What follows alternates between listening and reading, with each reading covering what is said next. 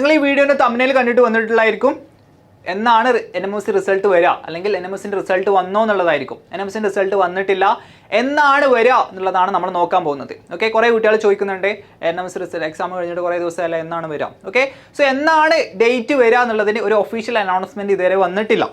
Okay, പക്ഷെ നമുക്ക് പറയാം. ഓക്കെ, കഴിഞ്ഞ 2-3 വർഷങ്ങളായിട്ട് ഒരു മിഡ് ഏപ്രിൽ അല്ലെങ്കിൽ ഏപ്രിലിൻ്റെ ലാസ്റ്റൊക്കെയാണ് പൊതുവേ റിസൾട്ട് റിലീസ് ചെയ്യാതെ. ഏപ്രിൽ 24, ഏപ്രിൽ 23 റിസൾട്ട് റിലീസ് ചെയ്യാതെ. സോ ഒരു 15 ഏപ്രിലിന് ശേഷം നമുക്ക് എക്സ്പെക്റ്റ് ചെയ്യാം എന്ന് മാത്രം പറയാൻ വേണ്ടിയിട്ടാണ് ഈ വീഡിയോ ചെയ്യുന്നത്. ഓക്കെ, സോ നിങ്ങൾ കൂളായിട്ടിരിക്കുക. NMOC റിസൾട്ട് നിങ്ങൾ നന്നായിട്ട് എഴുതിയിട്ടുണ്ടാവും. ഇനി എന്താണ് കുറച്ച് പാളി പോയി നിങ്ങൾ അവിടെ നിന്നോട്ടെ. ഓക്കെ, ഇനി എക്സാം അവിടെ കഴിഞ്ഞു. ചത്ത കുഞ്ഞിൻ്റെ ജാതകം നോക്കിയിട്ട് കാര്യമില്ല എന്ന് നമ്മൾ പറയില്ലേ. ഓക്കെ, സോ ആ എക്സാം കഴിഞ്ഞു.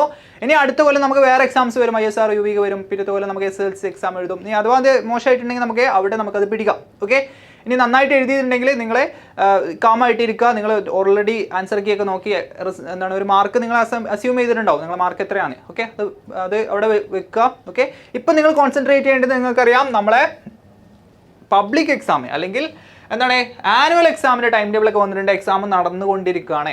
ഓക്കെ, അല്ലെങ്കിൽ നടക്കാൻ പോകണം 6 മാർച്ചിന്. ഓക്കെ, അപ്പോൾ നമ്മൾ അതിന് സ്ട്രോങ് ആയിട്ട് പ്രിപ്പയർ ചെയ്യുക. NMOCൻ്റെ റിസൾട്ട് വന്നോ നമ്മൾ എന്ത് ചെയ്യണ്ട, ഇനി വറീഡ് ആവേണ്ട ആവശ്യമില്ല. നമ്മളതിൽ മാക്സിമം നമ്മൾ എഫേർട്ട് കൊടുത്ത് കഴിഞ്ഞിട്ടുണ്ട്. ഇനി നമ്മൾ എഫേർട്ട് കൊടുക്കേണ്ടത് നമ്മളെ ആനുവൽ എക്സാമിനാണ്. അത് കഴിഞ്ഞിട്ട് നിങ്ങൾ എന്ത് ചെയ്യുക, ഈ സോഷ്യൽ സയൻസിൻ്റെ എക്സാം കൂടെ കഴിഞ്ഞിട്ട് പിന്നെ നിങ്ങൾ പേടിച്ചോ. ഓക്കെ, അപ്പോൾ തൽക്കാലം ഇപ്പോൾ നിങ്ങൾ പേടി ഒഴിവാക്കുക, ആനുവൽ എക്സാമിൽ ഫോക്കസ് ചെയ്യുക.